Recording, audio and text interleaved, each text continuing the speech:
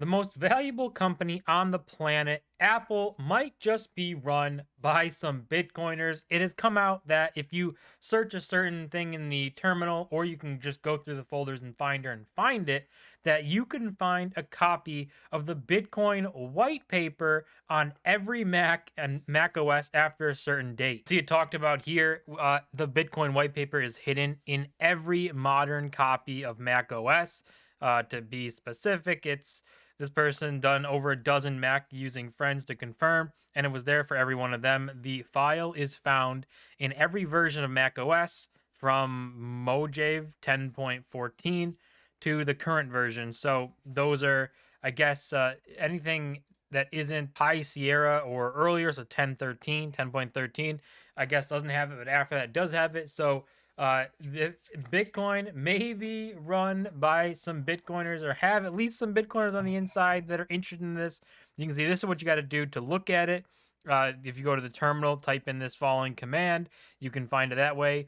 Or like this says, if you're not comfortable with the terminal, you can go through the Finder and click these different locations and try and find it that way. So you have a copy of the Bitcoin white paper on every Mac OS right now, or every up to date one, which is crazy to think about, right? Because that's something you wouldn't expect. And this is what it looks like. Obviously, right, the Bitcoin white paper, the PDF that you get to scroll through and read if you want, but is on every Mac.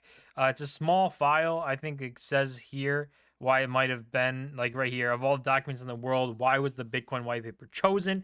Is there a secret Bitcoin maxi working at Apple? The file name is simple doc, and it's only 184 kilobytes.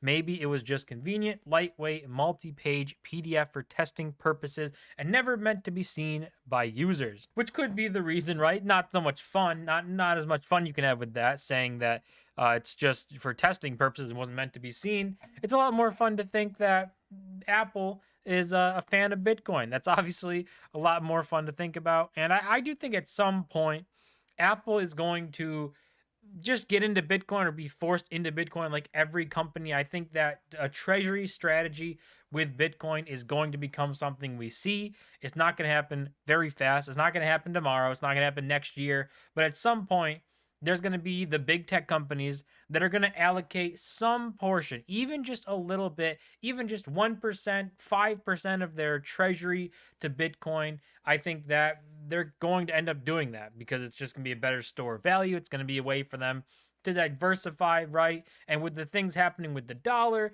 it might be their best interest to take a little bit of dollar diversity. But there was also an update to this article this person wrote, said a little bird tells me that someone internally filed it as an issue nearly a year ago, assigned to the same engineer who put the PDF there in the first place, and that person hasn't taken action or commented on the issue since. They've indicated it will likely be removed in future versions. So all of our fun goes away. I guess, was it supposed to be there? Was it not supposed to be there? Who knows? It is there. It gets a lot of people talking. And like I said, at the end of the day, I don't think this changes anything. But I do think at some point, Apple, big tech, every company will have some sort of Bitcoin reserve strategy or something going on. I think they'll be forced to.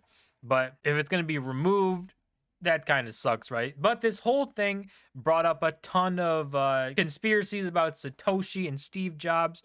Like this, you can see the new narrative: Bitcoin was Steve Jobs' final gift to humanity. He knew he was going to die. He knew that the money system was broken, so he called his old friend Steve Wozniak to create a purely mathematical and electricity fueled form of sound money. Apple fanboys buy BTC.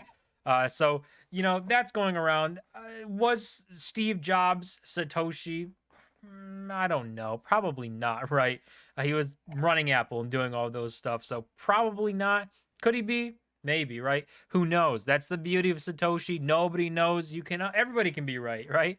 And the really funny thing though about pointing out like the mainstream media and how people were covering this, you can see in the headline here that it says Apple hiding a Bitcoin manifesto, which is really weird, right? Because manifesto has kind of a negative connotation with it. And we see this all over the place with lots of articles like Yahoo Finance here having Apple hiding a Bitcoin manifesto. And then you also have more stuff like this Bitcoin. Now that the hidden Bitcoin manifesto has been found on Apple, I feels like this is some sort of kind of pushback from media and from the mainstream media. Really, like these guys were putting out, instead of Bitcoin white paper, Bitcoin manifesto, which has a negative connotation with it, right? That word has a negative connotation. When people read manifesto, they don't think of good things. So the media knows what they're doing and trying to put this down so people read and say, oh, Bitcoin's got to be a bad thing. Oh my God, this is terrible. Instead of, if people read Bitcoin white paper, they would probably be like, oh, what is that? And search that and maybe find the white paper and read it and say, wow, this Bitcoin thing is kind of cool. So there's another conspiracy theory for everything, right? We got Steve Jobs' Satoshi, and the mainstream media calling it a manifesto instead of a white paper, which I think that one, makes a lot more sense, right? They twist words all the time.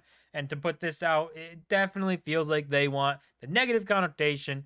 They want Bitcoin to be seen as a bad thing, because when the money printer stops and you can't just print your way into whatever you want, it becomes a lot harder to do their jobs. And you have a timeline with Apple too, right? You can see 2021 is when Tim Cook confirms that he owns Bitcoin and crypto. 2023, Apple puts the Bitcoin white paper on every Mac. Not exactly, but we can run with it, right? And what's next? Honestly, I do think at some point we see Apple buy Bitcoin that goes in their reserves, even if it's a small amount. It doesn't even matter. It doesn't matter if they put $10 into Bitcoin. If there's an announcement that Apple buys Bitcoin for their reserves, it's going to go crazy. People are going to go crazy, and it's going to be a big thing. And once Apple does it, everyone has to do it, right? They're the top dog, big tech guy. If they did it, everyone would have to follow, because if you don't and you fall behind because Apple does this, then you lose. But anyways, pretty cool thing seeing the Bitcoin white paper in all Mac devices. Seeing, people finding that is even crazier, right? Because how do you even think about finding that, or who's got the spare time to find it, right? So it's kind of cool that people found it, people talked about it, and it's on an Apple device. So clearly, Bitcoin is a talking subject. And even over time, I think more Bitcoin people will start to come up, more positive Bitcoin people. And even if we don't see it with Tim Cook and Apple and see Apple do this, at some point, there'll be a pro Bitcoin person that does this, and that's just how the world's moving towards. But what do you think? Do you think Apple will buy Bitcoin, put on their reserves, or do you think they're never gonna touch this stuff? But that's gonna do it for this video. As always, don't forget to smash the like button and subscribe. I'll see you guys in my next video.